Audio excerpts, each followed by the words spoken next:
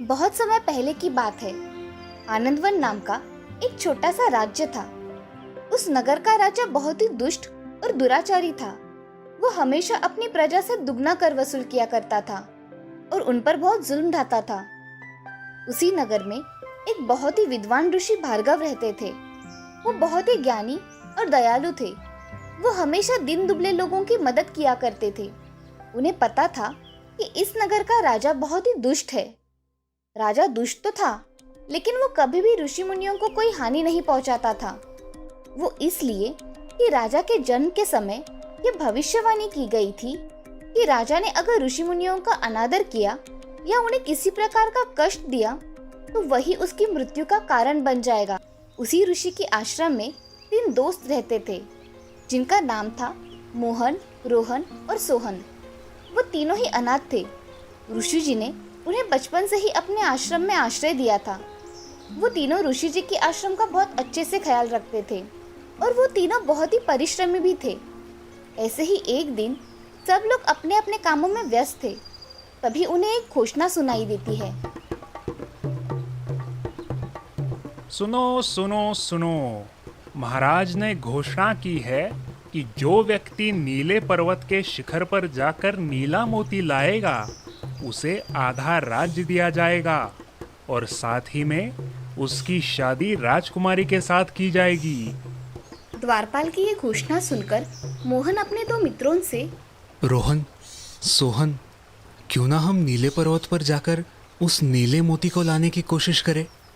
हाँ, अगर हम नीला मोती लेने में सफल हुए तो हमें आधा राज्य मिल जाएगा। हाँ, मुझे भी यही लगता है। चलो हम सब गुरुजी के पास जाकर उनसे पूछते हैं। तीनों दोस्त ऋषि भार्गव के पास जाते हैं और उन्हें प्रणाम कर सारी बात बताते हैं। तुम तीनों जाना चाहते हो तो जाओ, परंतु नीला मोती हासिल करना इतना आसान नहीं है। नीले मोती में बहुत ही असीम और अद्भुत जादुई शक्तियां हैं। उस मोती को जीतने वाला इस विश्व में सर्वशक्तिमान बन जाता है। इसीलिए स्वयं इंद्रदेव ने ही नीले मोती की सुरक्षा का कड़ा प्रबंध किया है। अगर वो मोती हमारे लालची और धूर्त राजा के हाथ लग गया तो अनर्थ हो जाएगा। वो सारे संसार में अधर्म की पताका लहराएगा। इसीलिए तुम्हें इस बात का हमेशा ध्यान रखना होगा कि वो नीला मोती हमारे राजा के हाथ ना लगे। जाओ बच्चों, मेरा आशीर्वाद तुम्हारे साथ सदैव है। सफलता तुम्हारे कदम चूमे। तीनों दोस्त अपने गुरु का आशीर्वाद लेकर नीले मोती को हासिल करने के लिए एक लंबे सफर पर निकल पड़े। वो तीनों सबसे पहले रेगिस्तान से, फिर जंगल से, फिर पहाड़ नदियां पार करते हुए हर मुसीबत से 2 हाथ करते हुए आगे बढ़ते गए। एक रात तीनों आराम करने के लिए एक जगह रुक गए। तभी उन पर भालुओं ने हमला कर दिया। संभल कर दोस्तों, हम इसका सर काट देंगे।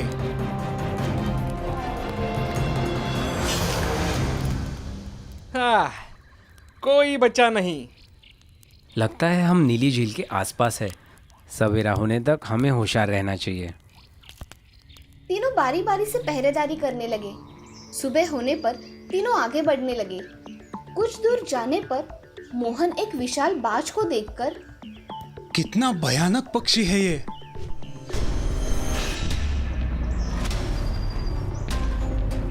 अरे, ये तो रोहन को उठा ले चला। हमें इसे रोकना चाहिए। आखिर ये मेरी तलवार से बचकर कहाँ जाएगा?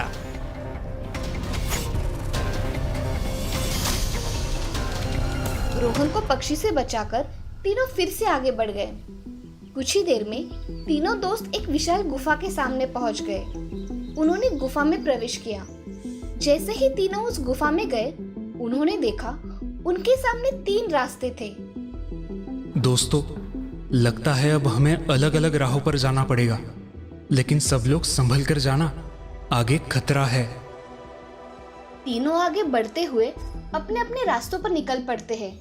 कुछ ही दूरी तय करने पर रोहन के सामने एक दानव आता है।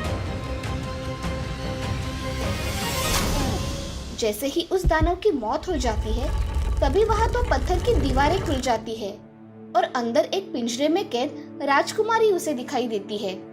रोहन उस राजकुमारी की पिंजरे से मुक्त कर देता है और उससे पूछता है, हे देवी, आप कौन हैं? जी, मेरा नाम सुकन्या है। मैं राजगढ़ की राजकुमारी हूँ। इस भयानक दानव ने मुझे कैद कर लिया था। पर राजकुमारी, अब आप आजाद है। दूसरे रास्ते पर भी सोहन एक भयानक जानवर को हरा देता है और आगे बढ़ता है। तभी उसे आगे एक लड़की दिखाई देती है। तुम कौन हो? मेरा नाम सुनीता है। मैं चरणपुर राज्य के स्वर्गवासी राजा चरण सिंह की पुत्री हूँ। इस दुष्ट ने मुझे कैद कर लिया था। अब आप आजाद है राजकुमारी। तीसरी ओर मोहन आगे बढ़ रहा था। तभी उसे फिर से एक गुफा दिखाई दी। जैसे ही मोहन उस गुफा में जाता है, उसे भी एक बहुत बड़ा दानव दिखाई पड़ता है। उसे देखकर मोहन, हे भगवान, ये तो बहुत बड़ा दानव है, लेकिन मुझे इसे हर हाल में मार गिराना होगा। मोहन दानव से भिड़ गया और उसे हरा दिया। थोड़ी देर बाद तीनों वापस उस गुफा से बाहर आते हैं। तीनों अपनी अपनी आप बीती एक दूसरे को सुनाते हैं। चलो अब हमें बिना देर किए आगे बढ़ना चाहिए। अभी वो कुछ दूर ही चल के गए, तभी उन्हें वहाँ एक झील दिखाई देती है। झील को देखते ही रोहन, दोस्तों वो देखो, नीली झील। और हाँ, वो रहा झील के बीचों बीच नीला मोती। लेकिन अब उस मोती तक जाए कैसे? दोस्तों उधर देखो, वहाँ एक नाव है। तीनों दोस्त उस नाव पर सवार होकर नीला मोती हासिल करने निकल पड़े। जैसे ही थोड़े आगे बढ़े, उन पर कुछ बड़ी बड़ी मछलियों ने हमला किया। जैसे ही मोहन ने नीली मणि हासिल की, तभी वहाँ एक दिव्य रोशनी चमक उठी और साक्षात इंद्रदेव प्रकट हुए और तीनों से, तुम्हारी बहादुरी से मैं प्रसन्न हूँ। तुम ही इस अद्भुत मोती के सच्चे हकदार हो। मेरी इच्छा है कि ये मोती तुम राजा को ना देकर खुद अपने पास रखो। तुम्हारा राजा इसे गलत इस्तेमाल में लाना चाहता है। जी भगवान। ये भेंट तुम तीनों के लिए, धनुष रोहन के लिए और तलवार मोहन के लिए। तुम तीनों इनसे अजय हो जाओगे। और एक बात और, इन वस्तुओं में तुम्हारी तीनों की जान है। इन्हें नष्ट करना यानी तुम तीनों की जान जाना। इन्हें हमेशा संभाल कर रखना। इंद्रदेव से उपहार लेकर तीनों वहां से निकल पड़े। तभी मोहन, दोस्तों, सर्वप्रथम राजकुमारी सुकन्या को उनके घर तक पहुंचा दिया जाए। हाँ मोहन, यही ठीक रहेगा।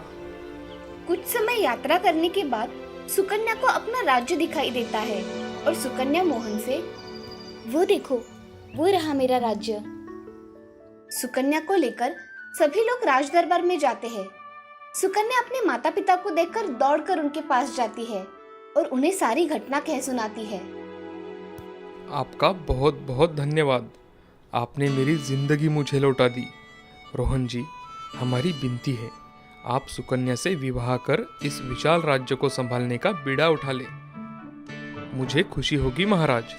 फिर क्या, बड़ी ही धूमधाम से रोहन का विवाह सुकन्या से करा दिया गया और उन्हें राजा रानी बना दिया गया। विवाह संपन्न होने के बाद सोहन रोहन से, अच्छा दोस्त रोहन, अब हम विदा लेंगे। ये अखाड़े की मिट्टी ले लो। अगर ये काली होने लगती है तो समझ जाना हम में से कोई मुसीबत में है, और तभी सब तुरंत अखाड़े पर पहुंच जाना। सब लोग रोहन से विदा लेकर राजकुमारी सुनीता के राज्य की ओर चल पड़े। कुछ दिन यात्रा करने के बाद सुनीता को अपना राज्य दिखाई दिया। वो रहा मेरा राज्य चरणपुर। जैसे ही सुनीता अपने राज्य में गई, उन्हें एक सिपाही घोषणाएं देने लगे। राजकुमारी सुनीता की जय हो, राजकुमारी सुनीता की जय हो। भगवान का शुक्र है कि आप सकुशल लौट आई राजकुमारी। सुनीता भी उसके साथ घटी सारी घटना अपने मंत्री को बताती है। मंत्री सब बातें सुनकर सोहन के पास आते हैं और सोहन से, हमें राजकुमारी जी ने सब कुछ बता दिया है। सोहन जी, हमारी आपसे गुजारिश है कि आप राजकुमारी से विवाह कर ले और इस राज्य के राजा के रूप में सारी जिम्मेदारियां अपने सर पर ले। सोहन ने मंत्री के प्रस्ताव को सहर्ष स्वीकार किया और उन दोनों का भी विवाह बड़ी धूमधाम से हुआ। विवाह संपन्न होने के बाद मंत्री, आज से हमारे राजा श्री सोहन हैं। मोहन अब अपने राज्य जाने के लिए बेसब्री से इंतजार कर रहा था। वो सोहन के पास जाता है और सोहन से, मित्र सोहन, अब मुझे इजाजत दो। और हाँ, ये मिट्टी तुम भी रख लो। जब काली पड़े तो अखाड़े पर तुरंत आना। मोहन सोहन से विदा लेकर अपने राज्य आनंदवन जा पहुंचा और जाते ही उसने गुरुजी को सारी कहानी बताई। उन दोनों का गृहस्थ जीवन शुरू हो गया। अच्छा है इंद्रदेव ने वो मोती तुम्हें अपने पास रखने कहा, लेकिन कुछ बातें मुझे समझ नहीं आ रही। खैर, भगवान की जैसी मर्जी। जी हाँ गुरुजी। वैसे तुम होशियार रहना मोहन। तुम्हारी विजय की खबर अब तक राजा तक पहुंच चुकी है। वो मोती को हासिल करने की कोशिश जरूर करेगा। जी गुरुजी, मैं तैयार हूँ। मेरे पास इंद्रदेव की दी हुई तलवार है, इससे मैं अजेय रहूंगा। तभी कुछ सिपाही वहां आते हैं। यहाँ मोहन कौन है? जी मैं हूँ। तुम्हें राजा ने बुलाया है, चलो हमारे साथ। जी चलिए, भगवान तुम्हारी रक्षा करे। मोहन सिपाहियों के साथ राजमहल जाता है। मोहन को देखकर धूर्त राजा मोहन का स्वागत करता है और उससे कहता है, आओ नौजवान, हम तुमसे बहुत प्रसन्न हैं। अब जल्दी से वो मोती हमारे कदमों में रख दो, हम तुम्हें माला माल कर देंगे। वो मोती मैं आपको हरगिज नहीं दूंगा। क्या? सिपाहियों, पकड़ लो इसे। हाँ हाँ, कोशिश करके देख लो। मोहन उन सब सिपाहियों को मार देता है। तभी राजा गुस्से से, सब हट जाओ, बीच में कोई नहीं आएगा, इससे तो अब मैं मुकाबला करता हूँ। मोहन के एक ही वार में राजा निशस्त्र हो गया और राजा को वहां से भागना ही पड़ा। आनंदवन वासियों ने मोहन को अपना राजा बना दिया। महाराज मोहन की जय हो, महाराज मोहन की जय हो। कुछ समय बाद एक सेवक राजा की पुत्री को लेकर दरबार में आया और महाराज मोहन से, महाराज, ये राजा की पुत्री है, इनको कारागार में डाल देना चाहिए। नहीं, राजकुमारी ने हमारा क्या बिगाड़ा है? मैं राजकुमारी से गुजारिश करता हूँ कि वो मेरी पत्नी होने का प्रस्ताव स्वीकार कर मुझे धन्य करे। मुझे खुशी होगी महाराज। मैं स्वयं अपने पिता के राज्य करने के तरीके के खिलाफ थी। ये उनकी बदकिस्मती थी कि उन्हें इसे मुंह छुपाकर भागना पड़ा। अब कुछ ही दिनों बाद मोहन और राजकुमारी का भी विवाह संपन्न हुआ। उनके विवाह में मोहन के दोनों दोस्त सोहन और रोहन भी अपनी अपनी पत्नियों के साथ शामिल हुए। जोरदार जश्न किया गया। मोहन के राजा बनने से आनंदवन की प्रजा खुशी से झूम उठी।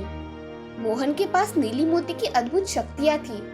उसने उसका उपयोग दुराचारी राजाओं के राज्य पर आक्रमण कर उनकी प्रजाओं को न्याय देने के लिए किया और पूरे विश्व में शांति, करुणा और प्रेम का पाठ पढ़ाया।